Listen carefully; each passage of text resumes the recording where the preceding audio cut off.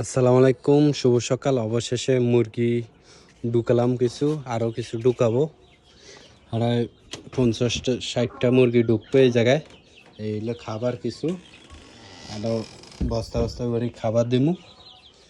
এই হলো আমার মুরগির খড়ের দরজা। এই হলো মুরগি, এটা হচ্ছে লেয়ার মুরগি, ওইটা হচ্ছে দেশি মুরগি। দেখা যায় কিনা এই সাইডে আছে অনেকগুলো, আরও আনবো। এটা ভর্তি থাকবো। আর নিচে দিছি কুড়া, আর দূর থেকে কুড়ানো কাঠের বসি। এই খড়টা নিজের হাতে বানাই, আর এটা হচ্ছে কিনে নে আরও কিছু খড় বানাবো।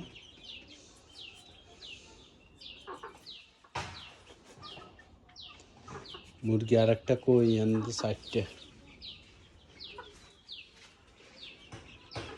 একটা নিচে। মুরগিগুলো কই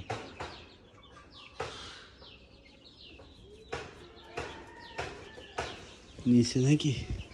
ওই আর একটা নিচে। আপনাদের দোয়া আর এই পর্যন্ত আসছি, আপনাদের ভালোবাসায় সবাই দোয়া করবেন।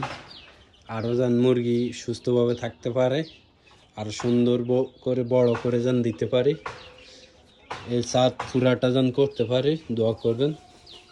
আজকেও কিছু আনবো বাজার থেকে।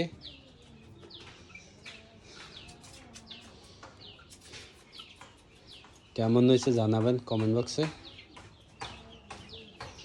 এই যে মুরগি বাচ্চাগুলো, এই টোটাল 21টি আছে।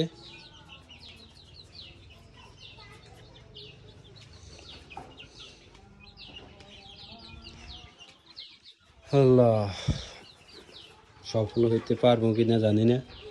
আপনারা যদি দোয়া করেন হয়তো বা একদিন হইতে পারি।